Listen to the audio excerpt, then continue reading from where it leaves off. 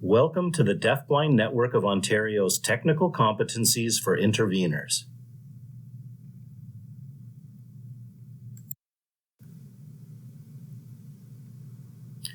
This webinar is an introduction to the technical competencies for interveners.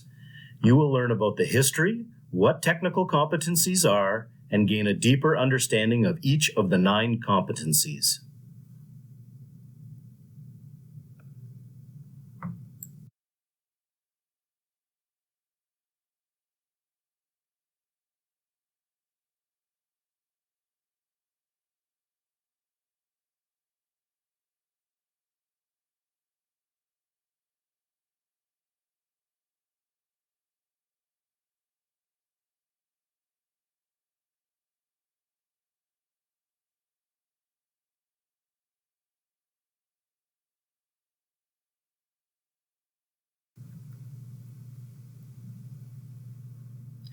Subcommittees of the Intervener Services Human Resource Strategy, or ISHRS, were responsible for various deliverables.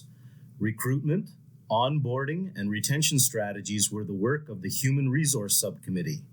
The Marketing Subcommittee promoted the ISHRS initiatives and resources towards creating professional awareness.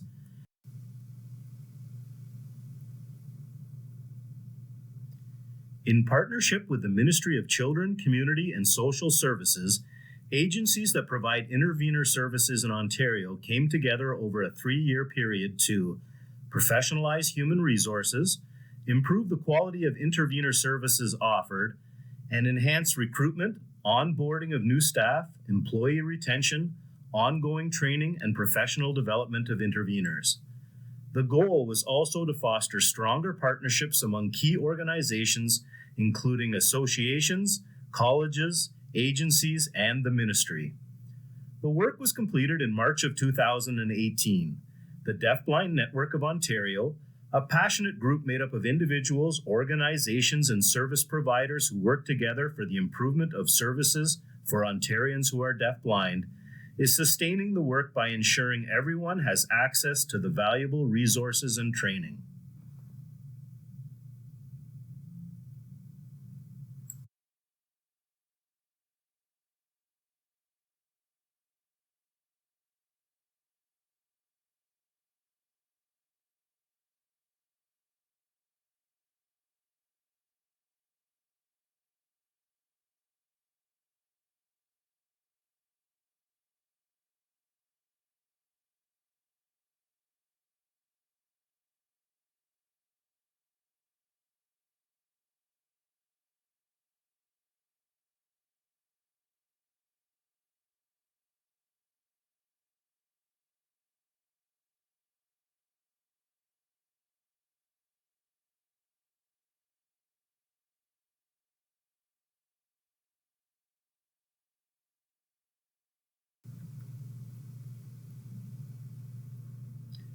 Subcommittees of the Intervener Services Human Resource Strategy, or ISHRS, were responsible for various deliverables.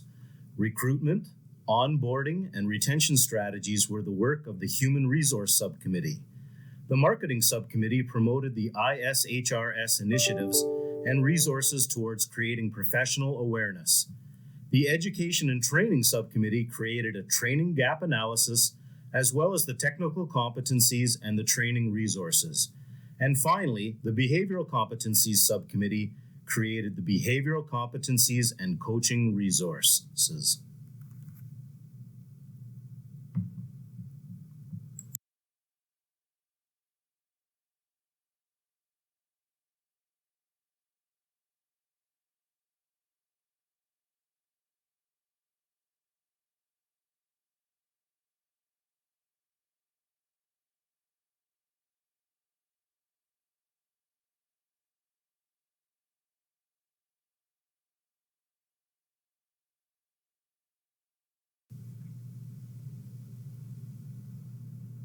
In every job, outstanding performers do their jobs differently and possess different competencies than average performers. As part of professionalizing intervener services, the goal is to recruit the right people, provide coaching as needed, increase retention, and provide high-quality, reliable services.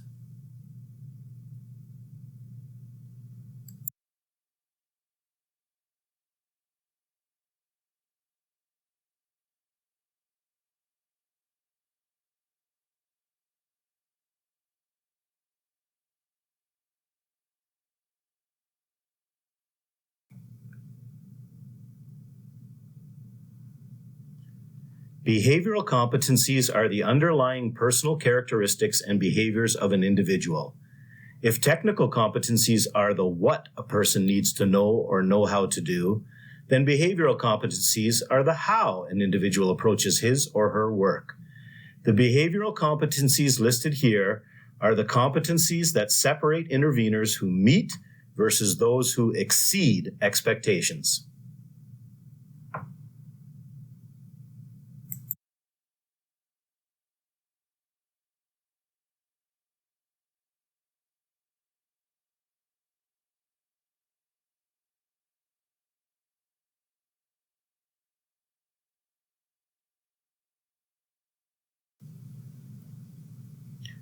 For more resources and complete details on the ISHRS history, please refer to the Deafblind Network of Ontario website listed here.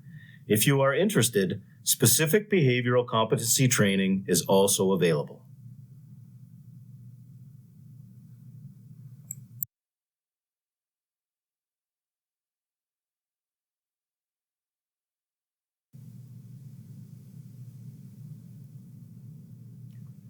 The work plan and outcomes of the Education and Training Subcommittee included identifying current training and development opportunities for interveners across the sector and completing a training gap analysis and providing recommendations. In addition, partnership potentials have been investigated to build and provide consistent access to education and training opportunities. As part of the gap analysis, it was determined that a standardized set of technical competencies geared to adult intervener services was needed in addition to the behavioral competencies. This deliverable was added to the subcommittee work plan and completed. As an enhancement and support to the technical competencies, the training resource guide was developed.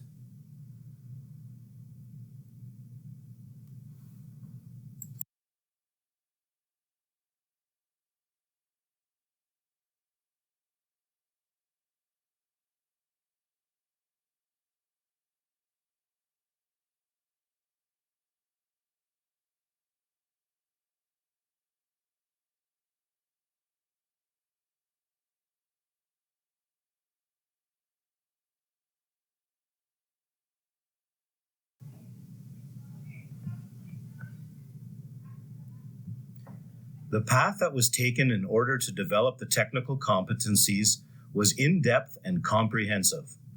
Prior to their development, the committee needed to review the current training that was available to interveners and identify commonalities and gaps in training across the sector. From there, surveys were conducted with all stakeholders, and the Education and Training Subcommittee began the process of developing the 9 technical competencies, including a training resource guide to support learning.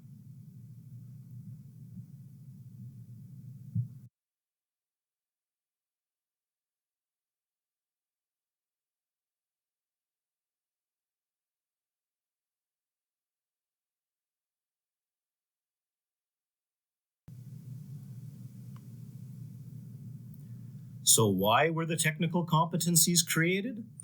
The deafblind sector was working towards professionalizing intervener services province-wide. The softer skills needed to be a successful intervener were captured in the behavioral competencies. The more unique technical competencies had yet to be standardized.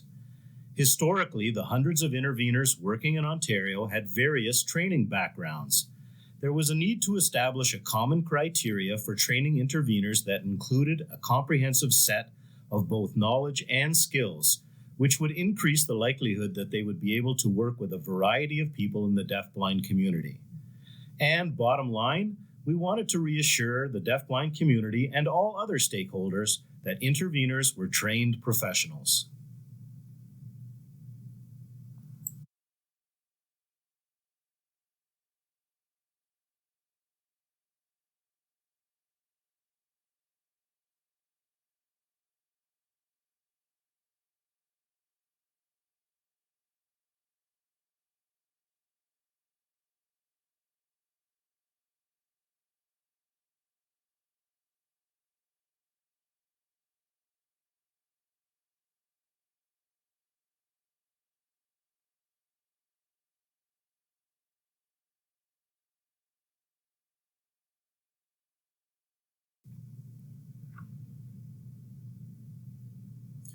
An intervener demonstrates technical competence by consistently using the necessary skills, knowledge, and experience to provide intervener services to individuals who are deafblind. These are the hard skills required to be considered competent in the delivery of intervener services. This includes expertise in areas such as orientation and mobility, social and emotional development, living skills, ethics, and communication, just to name a few. It is defined as the skill and knowledge and practices needed to accomplish your job. It is not to say that you will be an expert in every aspect of the technical competencies, but rather that you consistently exhibit the required competent skill set or seek additional training and support as needed.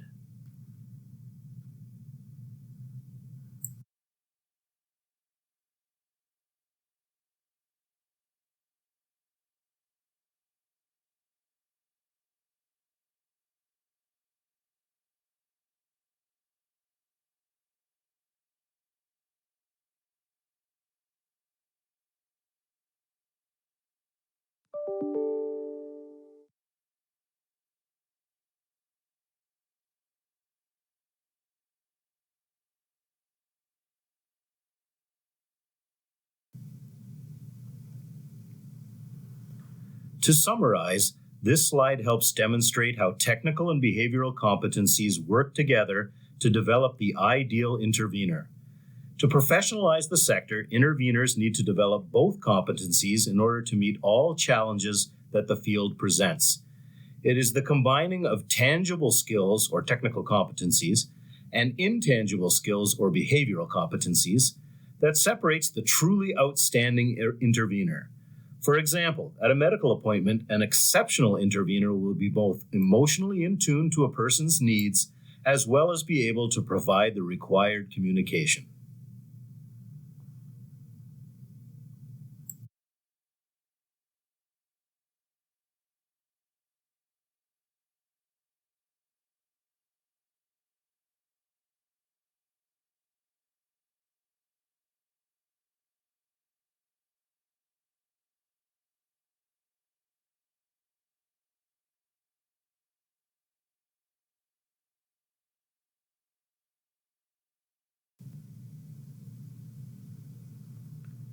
The 9 technical competencies will be reviewed separately in the following slides.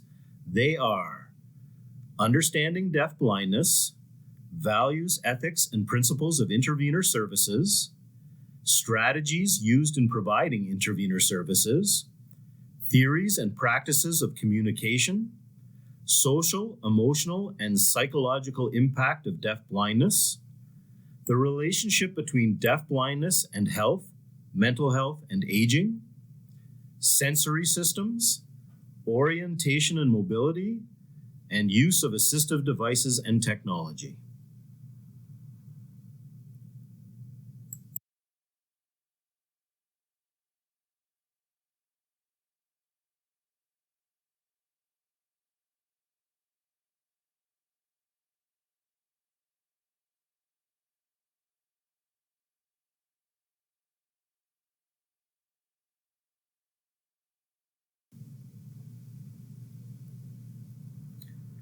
When you review the technical competencies for intervener services, you will see that each competency is divided into 2 sections. The 2 sections are the intervener should have knowledge of, and the intervener should have the ability to, and the key indicators are listed below each heading.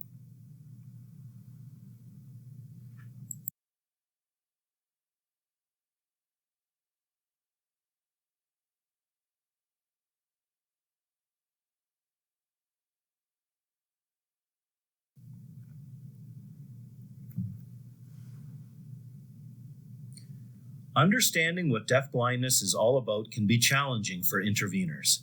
This is especially true for interveners who are new to the field. It requires someone to recognize that people who are deafblind experience the world very differently from sighted and hearing people.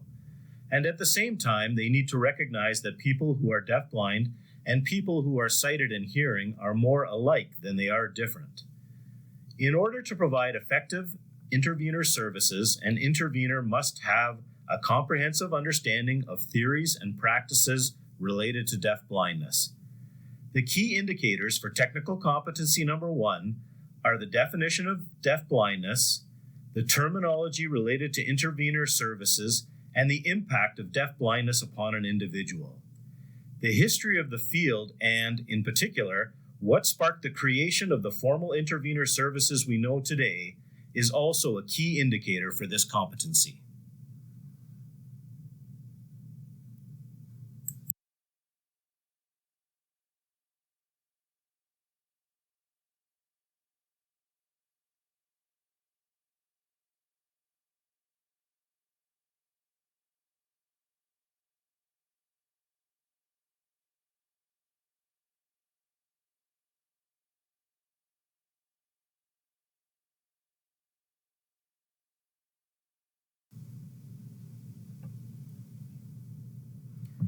This technical competency on values, ethics, and the principles of intervener services highlights the importance of ethical conduct.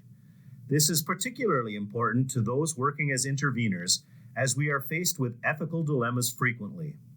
Professional boundaries are tested due to the nature of the work and the frequency and longevity of the working relationship between an intervener and a person who is deafblind. Impartiality, neutrality, accountability, and confidentiality are the cornerstones of the intervener profession.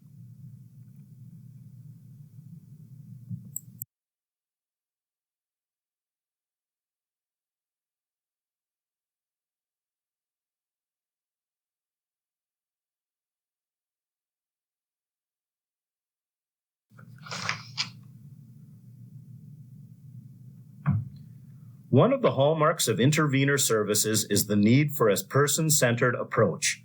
Technical competency number 3 explores the strategies that ensure an individualized focus is front and center at all times.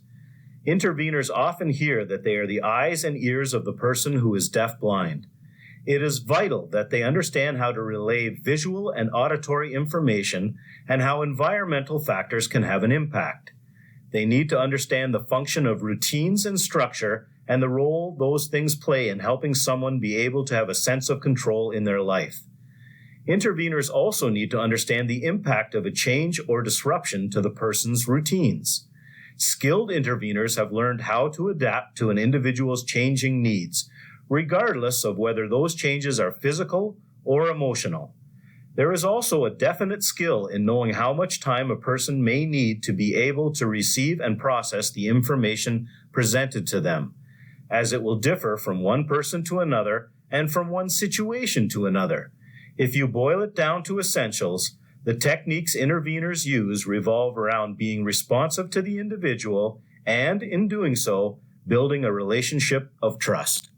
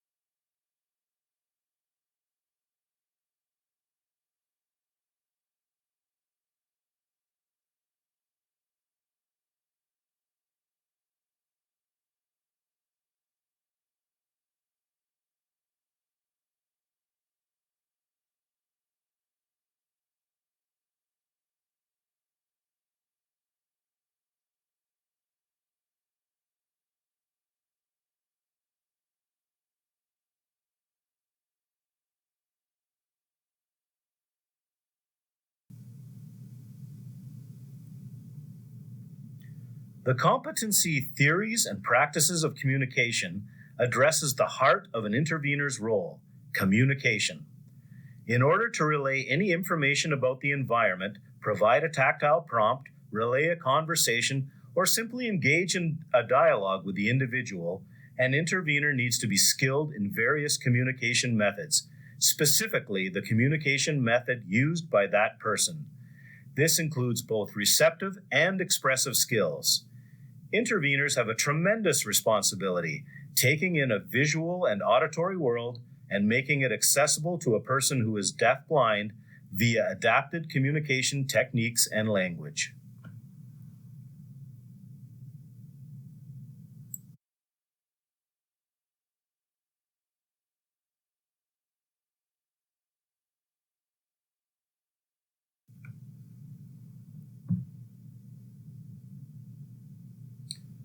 The social, emotional, and psychological effects of deafblindness are as varied and unique as each individual.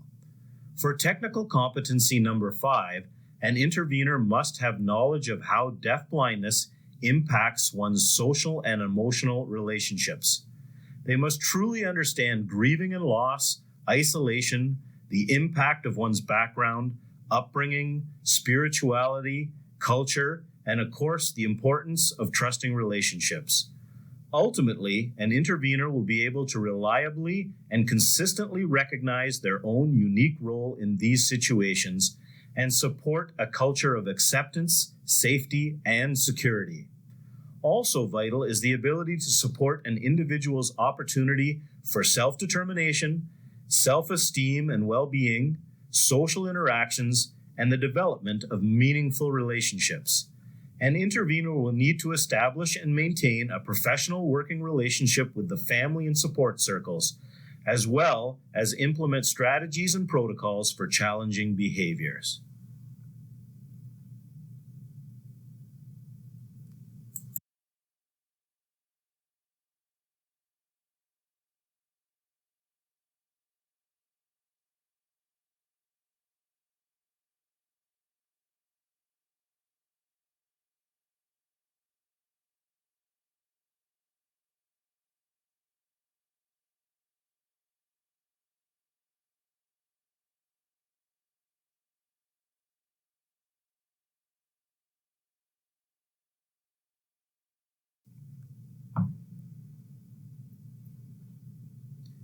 It has only been more recently that technical competency number 6, the relationship between deafblindness and health, mental health, and aging, has become topical in the deafblind sector.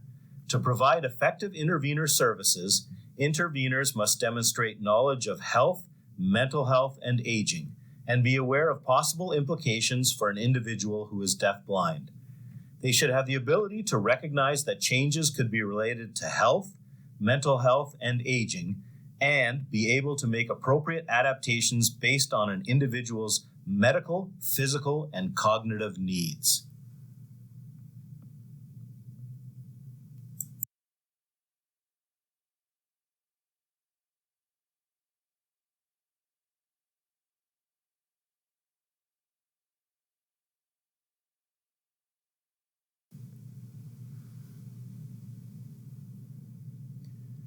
Technical competency number 7 is sensory systems. This competency illustrates the importance of understanding the complexity of a combined hearing and vision loss and the integration of all sensory systems. It is important for interveners to have a basic knowledge of the anatomy and functions of the eye and ear. This knowledge relates to understanding conditions, types and levels of loss, and how it may relate to the etiology that may affect both senses. This includes the strategies and adaptations related to the use of vision and hearing, and a basic understanding of the methods used to test these senses. For example, an intervener should know how to read a vision report and then understand how it relates to the functional abilities of the person. In addition, it is important for interveners to understand all 8 senses and sensory systems. An example would be having an understanding of the central nervous system, the impact of sensory integration, and how this relates to processing sensory information.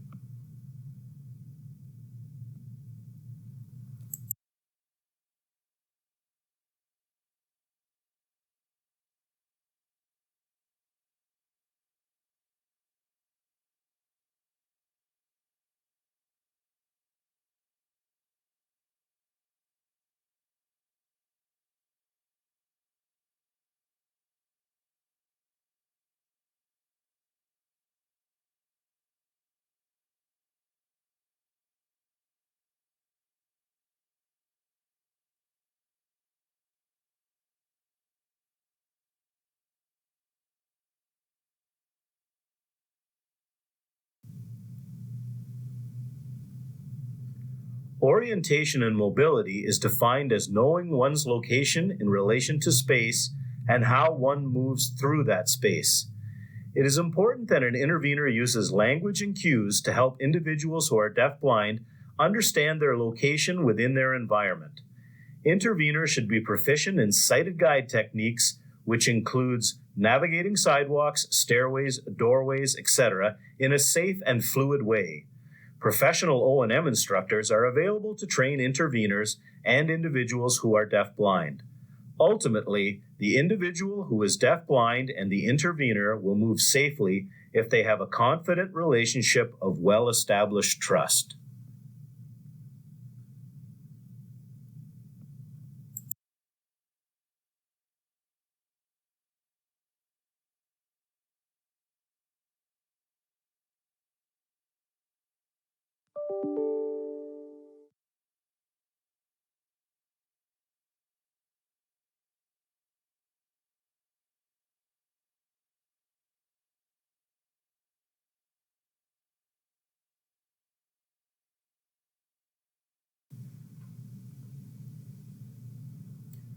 Technical competency number 9 is the use of assistive devices and technology.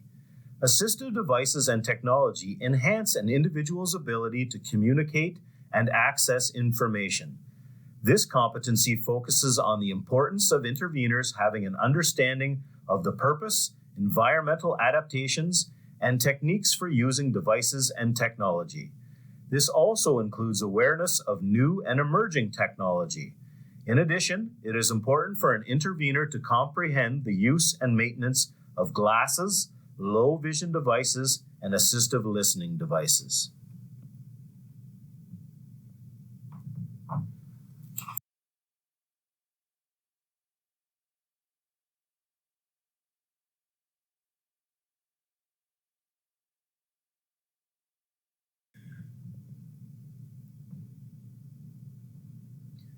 The Training Resource Guide has been created to support agencies across the sector as they implement the new technical competencies.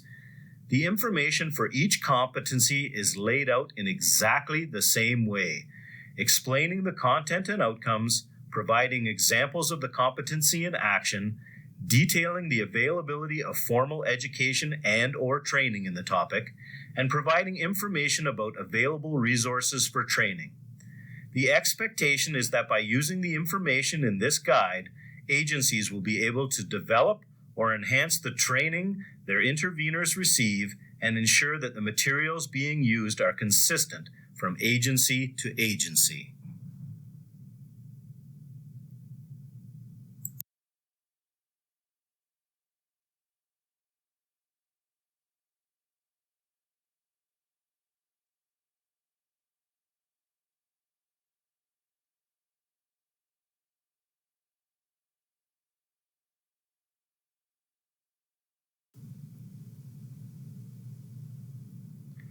On this slide, you see part of the pages from the guide related to Technical Competency 1.5, History of the Field of Deafblindness and Intervener Services. Here you can see how the outcome for this competency is to have interveners understand how our modern intervener services got started. The examples demonstrate the relative newness of the service, while the education section outlines where an interested intervener could enroll in a formal course.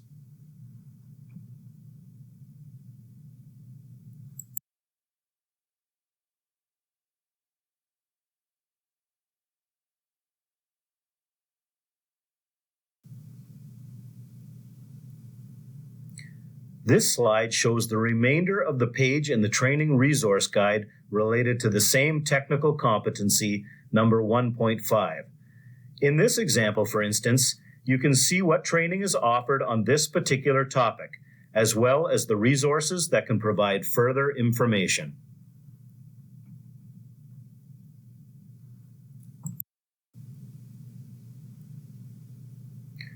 Finally, this slide shows you the last of the information in the Training Resource Guide related to Technical Competency 1.5. Outlined here are the references and any related training manuals.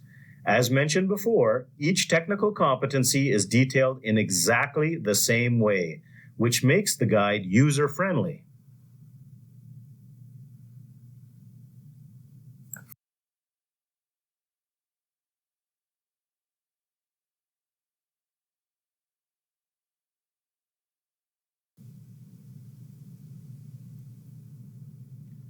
We hope that you now have an understanding of all the technical competencies. As a next step, we encourage you to consider your own knowledge, skills, and abilities. If you feel you need more training, you can explore various professional development opportunities to enhance your knowledge and abilities. For more information and support, you can refer to the Technical Competencies Training Resource Guide. Of course, your colleagues, individuals with whom you work, your supervisor, manager, and agency are also valuable resources.